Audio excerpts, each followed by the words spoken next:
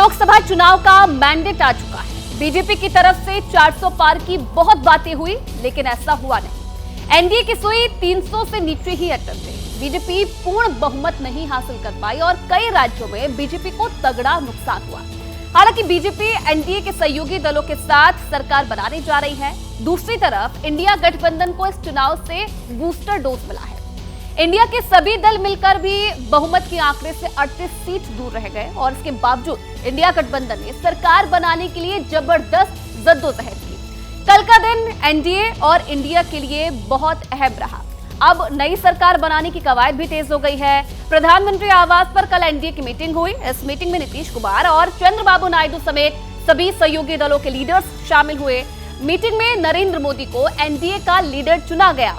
वहीं इंडिया गठबंधन की भी बड़ी मीटिंग हुई, जिसमें सरकार गठन पर अहम फैसला हुआ। ये दो तस्वीरें आपको मीटिंग के दौरान की हम दिखा रहे हैं।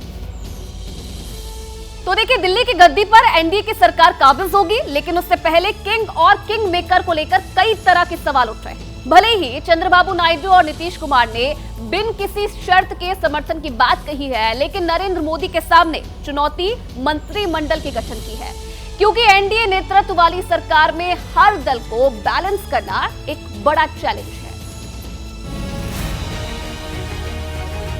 तीसरी बार सरकार बननी तय है। देशवासियों ने एनडीए पर पूर्ण विश्वास जताया है। पीएम आवास पर हुई मीटिंग के बाद ये साफ हो गया, नरेंद्र मोदी ही प्रधानमंत्री होंगे।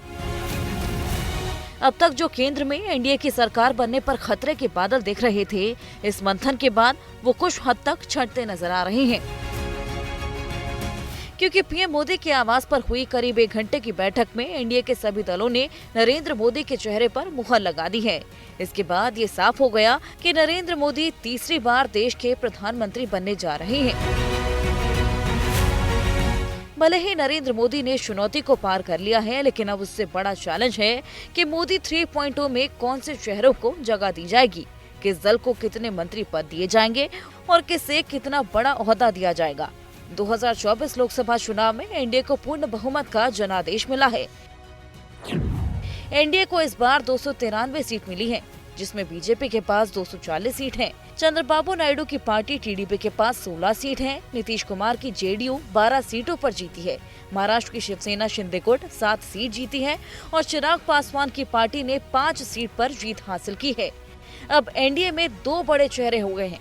एक है बिहार के मुख्यमंत्री नीतीश कुमार, तो दूसरी तरफ तेलुगु देशम पार्टी के प्रमुख चंद्रबाबू नायडू। क्योंकि बीजेपी इस बार 272 का जादुई आंकड़ा नहीं छू पाई है, लिहाजा बीजेपी को सरकार बनाने के लिए नीतीश कुमार और चंद्रबाबू नायडू दोनों ही जरूरी भी हैं और मजबूरी। हालांकि नीतीश कुमार और चंद्रबाबू नायडू दोनों ने नरेंद्र मोदी समर्थन दे दिया है।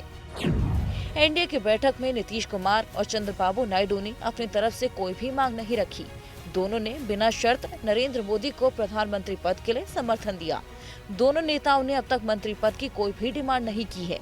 I am also experienced. I have seen so many political changes in this country. We are in NDA. In course of time, anything we'll report to you. Thank you. अब 7 जून को सुबह 11 बजे बीजेपी संसदीय दल की बैठक है। उसके बाद दोपहर 2:30 बजे एनडीए संसदीय दल की मीटिंग होगी। इस मीटिंग में एनडीए शासित राज्यों के मुख्यमंत्री, डिप्टी सीएम और पार्टियों के अध्यक्ष मौजूद रहेंगे। लेकिन उससे पहले खबर ये भी है कि बीजेपी ने मैन टू मैन मैपिंग का प्लान भी तैयार किया है। सूत्रों का दावा है कि पीयूष गोयल बीजेपी और टीडीपी के बीच पॉइंट पर्सन नियुक्ति किए गए हैं, जबकि जेडीयू के अश्विनी वैष्णव को पॉइंट पर्सन बनाया गया है। तो वहीं राजनाथ सिंह, अमित शाह और जेपी नड्डा को राजनीतिक दलों से बातचीत की जिम्मेदारी दी गई है। ऐसे में सवाल उठता है कि जब बीजेपी को सभी दलों का समर्थन मिल गया है, तो मैन टू मैन मैपिंग की वजह क्या है? इसमें सबसे पहली वजह है कल पटना से आए दिल्ली आते वक्त नीतीश और तेजस्वी की ये तस्वीर, जिसके कई मायने निकाले जा रहे हैं।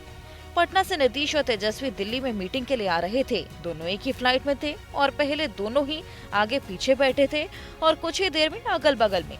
ऐसे में कयास लगाए जा रहे हैं कि नीतीश कुमार कुछ खेला तो नहीं कर देंगे, क्योंकि इन कयासों को तेजस्वी का ये बयान और भी बल दे रहा है। हालांकि तेजस्वी का बयान एनडीए की उस मीटिंग से पहले का है, जिसमें नीतीश ने अपना समर्थन सौंप दिया है। गोल्डन अपॉर्चुनिटी है और इस बार देखा गया पहली बार नरेंद्र मोदी जी ख़त्म हो चुके हैं, उनका मैजिक ख़त्म हो चुका है, वो बहुमत से काफ़ी दूर हैं। अब उनको जो है बिना उनके दो बड़े जो सहयोगी हैं, बिना उनके अब सरकार चल नहीं सकती है। तो काफ़ी दबाव जो है हमको लगता है अगर देने पर पावर है, संख्या भारी है, तो बिहार के लिए तो इतना करना ही चाहिए। अब इस बयान के बाद बीजेपी के माथे पर पसीना आना लाजमी है, क्योंकि नीतीश का राजनीतिक इतिहास किसी को भी परेशानी में डाल सकता है। लिहाजा बीजेपी की मैन टू मैन मैपिंग की दूसरी वजह की बात करते हैं, क्योंकि एनडीए में बीजेपी के बाद दूसरी बड़ी पार्टी चंद्रबाबू नायडू की तेलुगु देशम पार्टी है। नीतीश कुमार अगर पलटने के लिए मशहूर हैं, तो चंद्रबाबू नायडू को राजनीतिक इतिहास भी कुछ कम नहीं है। उन पर अपने ससुर के खिलाफ राजनीतिक साजिश करके पार्टी पर कब्जा करने का आरोप है। खैर, बीजेपी के सहयोगी दल सरकार बनाने को लेकर आश्वस्त हैं और मजबूती से एक दूसरे के साथ खड़े होने का दावा कर रहे हैं। एनडीए की मीटिंग हो गई आदरणीय मोदी जी के नेतृत्व में, और शिवसेना ने उनको समर्थन दिया है और जल्दी उनका शपथ विधि हो जाएगा। ये हमारे भारत के तीसरी बार आदरणीय मोदी जी प्रधानमंत्री होंगे। भारत का तीसरी बार नरेंद्र भाई मोदी जी प्रधानमंत्री बनेंगे और हम लोग हिंदुस्तानी अवाम मोर्चा सेकुलर के लोग हैं, पहले से ही समर्थन दिए हुए हैं, आज भी करते हैं कि जहां नरेंद्र मोदी जी रहेंगे वहां हम लोग सब रहेंगे।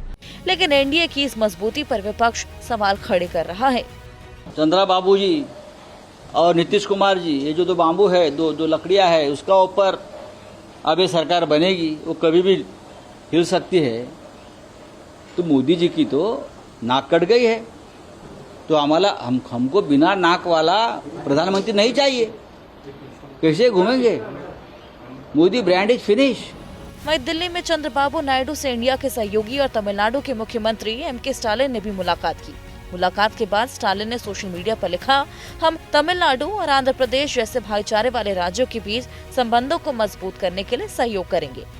फिलहाल अभी बीजेपी का फोकस सहयोगी दलों को एकजुट रखने और आपस में कोऑर्डिनेशन मजबूत करने पर है और संभव है कि 8 जून को नरेंद्र मोदी तीसरी बार प्रधानमंत्री पद की शपथ लेंगे, जिसको ग्रांड बनाने के लिए बीजेपी ने बड़ी तैयारी कर ली है। लेकिन चुनौती कैबिनेट को लेकर बड़ी है। ऐसे में मुमकिन है कि इस बार मोदी की कैबिनेट में कई नए चेहरों को मौका मिल सकता है, तो कई बड़े चेहरों के विभाग बदले जा सकते हैं। जैसे ही घड़ी का काटा दोपहर 2:30 पे आए, बबीता जी का दिल सास बहू साजिश के लिए मचल जाए। और ये है इनकी बहू, पूरे दिन ऑफिस की टेंशन हो जाए गॉन जब ये करें अपना फेवरेट शो फ्री टाइम पे ऑन। इनकी तरह आप भी देखिए अपना फेवरेट शो अपने टाइम पर और डाउनलोड कीजिए एबीपी लाइव ऐप अपने स्मार्ट टीवी पर।